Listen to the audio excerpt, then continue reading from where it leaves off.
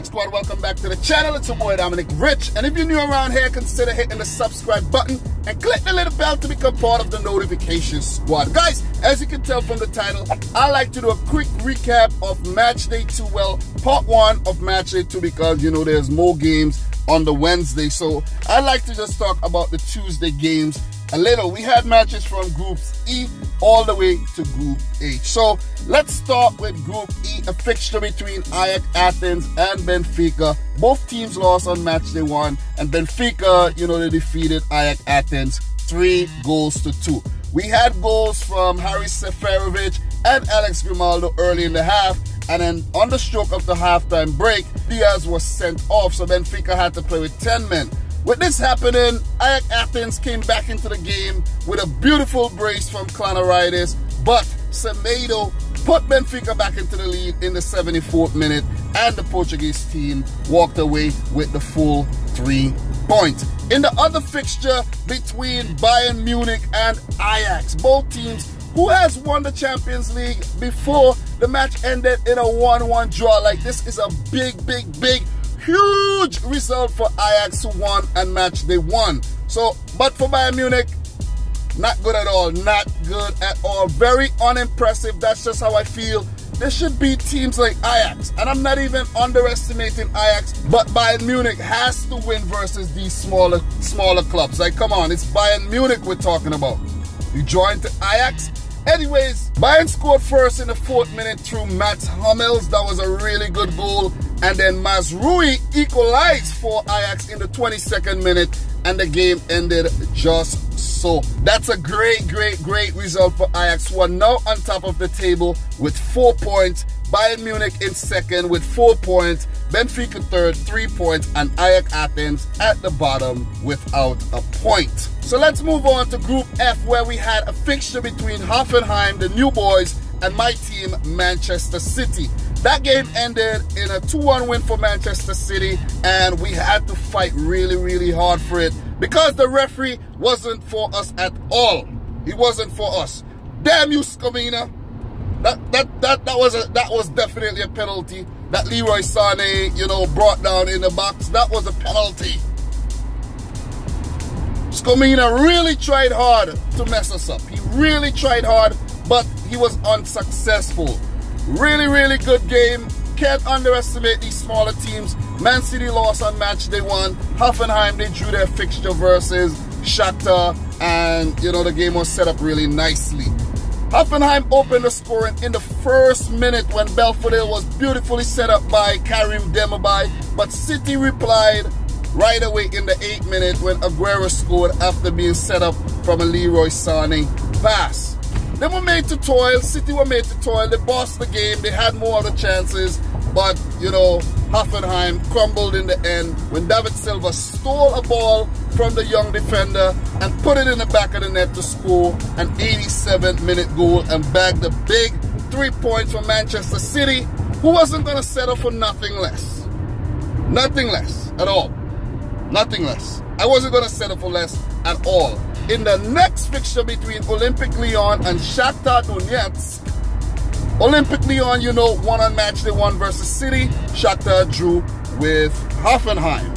This match ended in a 2-2 draw, with Shakhtar going 2 goals up courtesy of a Moraes brace. He scored in the 44th and the 55th minute, but Lyon fought back and scored a goal in the 78th minute through Dembele and equalized in the 72nd through Dubois. Like, that was a great fight back. So with those results, Lyon are on top of the table with 4 points, Manchester City second with 4 points, and Shakhtar Donetsk third with 2 points, and Hoffenheim at the bottom with 1 single point. This group is very close. It seems like it will be a scrap between Lyon, Manchester City, and Shakhtar Donetsk. Well, not to count out Hoffenheim at all, because you never know what would happen on match day 3. So guys, let's move on to Group G, where we had Roma defeating Victoria Pilsen 5-0. Roma lost their match day 1 fixture versus Real Madrid. Pilsen draw with CSKA Moscow. But it wasn't going to be a draw today for Pilsen because Roma really destroyed them. We had a hat-trick by Dzeko, the former Manchester City player, and we had another goal by Senzik Under and Justin Kluivert scoring his first Champions League goal for Roma. I don't know if, is this his first champion? This might be his first Champions League goal as well. But that was a wipe out. Roma, man, coming back strong from that loss on matchday 1 versus Real freaking Madrid. Dzeko's goals came in the 3rd, the 40th minute, and the 2nd minute of extra time, while Under's goal came in the 64th minute, and Justin Kluivert's goal came in the 73rd. Viktoria Pilsen failed to reply. That was not a good game for Viktoria Pilsen at all, because if goal difference has to come into play, they will suffer. They will regret losing this big. Awesome stuff by Dzeko, continuing where he left off last season. In the other fixture though, CSKA Moscow or CSKA Moscow defeated Real Madrid, the holders, 1 goal to freaking nil. Guys, do you believe this? Vlasic scored in the 2nd minute, like early in the game, caught Real Madrid sleeping, and that was the only goal of the game.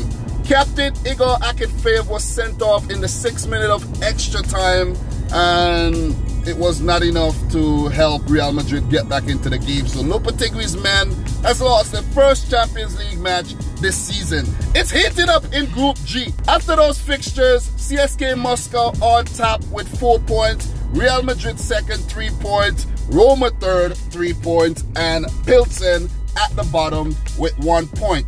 And for the last group, Group H, we had Juventus defeating Young Boys 3 goals to nil, courtesy of a Paulo Dybala hat-trick, which was scored in the 5th, 33rd, and the 69th minute. And Young Boys failed to reply. So 2 losses in 2 for Young Boys, 2 wins in 2 for Juventus. They seem like they're definitely, you know, en route to do something big this season. In the other fixture between Man United and Valencia, that game ended in a dull 0-0 draw. Both teams had really good chances to score, but failed to do so. Jose Mourinho, will he get sacked? Marcelino should be a happy man, even though he continued drawing games this season, but it's still a big 1 point versus United.